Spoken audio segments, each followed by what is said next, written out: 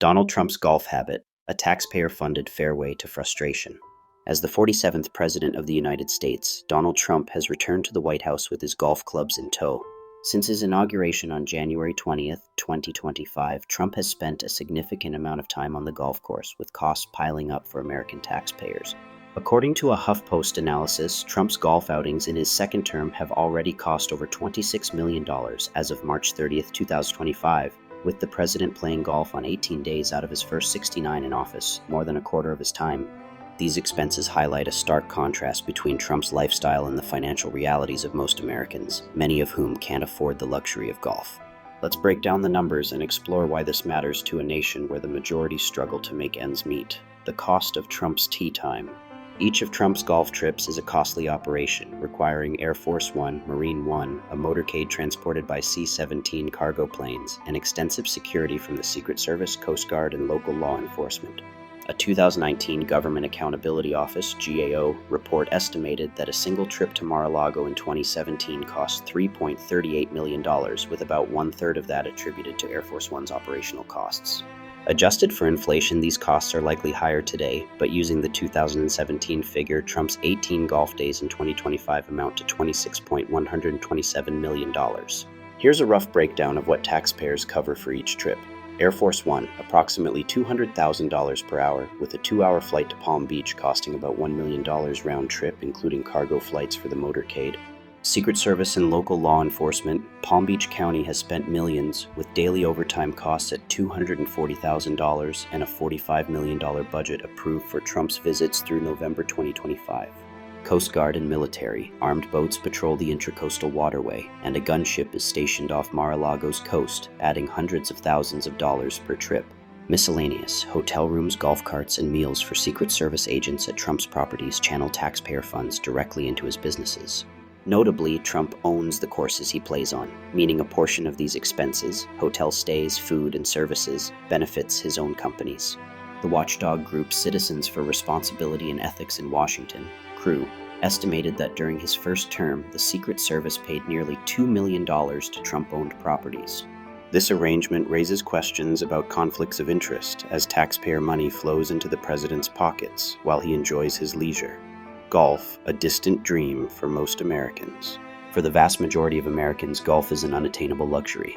The average cost of a round at a public course is $30 to $50, not including equipment, attire, or the time away from work needed to play 18 holes. Private clubs, like those Trump frequents, charge annual membership fees in the tens of thousands of dollars, with initiation costs often reaching six figures. The National Golf Foundation reports that only about 10% of Americans play golf regularly, with men making up roughly 75% of that group. This suggests that the overwhelming majority of men, likely well over 90%, have never played on a proper golf course, aside from perhaps mini-golf. This disconnect is stark. While Trump jets to his resorts, many Americans are struggling.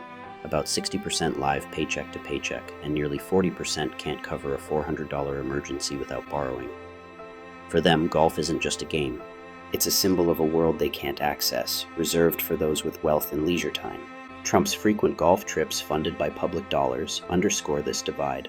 His 2014 tweet criticizing President Obama for golfing while America goes down the drain now rings hollow, as Trump's own golf expenses far exceed Obama's, with an estimated $151.5 million spent on golf during his first term alone, a call for accountability. Trump's golf habit isn't just about personal recreation. It's a reflection of priorities that feel out of touch with the struggles of everyday Americans. The millions spent on his trips could fund community programs, healthcare initiatives, or infrastructure repairs, priorities that directly benefit the public. Instead, taxpayers are subsidizing a lifestyle that most can only dream of, with some of the funds circling back to Trump's own businesses. In the landscape of American leadership, a pattern emerges that demands scrutiny. It raises broader questions not only about the responsibilities of those in power, but also about the fairness owed to the citizens they serve. At a time when families struggle to make ends meet, the priorities of a leader must reflect the pressing needs of the many, rather than the indulgences of the few. Gone are the days when the golf course could serve as a symbol of luxury, detached from the everyday struggles of average Americans. It is disheartening to witness a president dedicated to leisure while citizens face stark realities like skipping meals to manage the rising cost of living. This divide illustrates a critical gap in leadership, a gap that holds the potential to alienate the very individuals who put their trust in public officials. As the American populace watches leaders prioritize personal pleasures over public service, the call for accountability echoes louder. It is imperative to redirect public resources toward those who require support, rather than allowing the powerful to indulge in the luxuries that perpetuate inequality.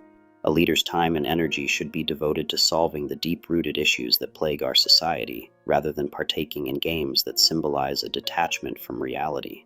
The burden of leadership can not only encompass the perks of power. When the focus shifts to individual pleasures, the fabric of democracy frays.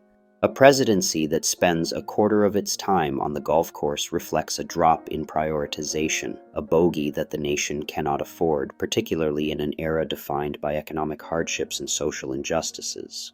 It's a stark reminder that leaders are entrusted with more than just their own happiness. They are stewards of the people's trust, their resources, and their welfare.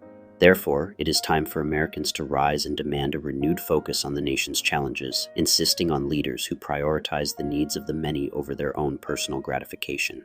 A shift in perspective is overdue, redirecting responsibilities back to where they belong, with the citizens.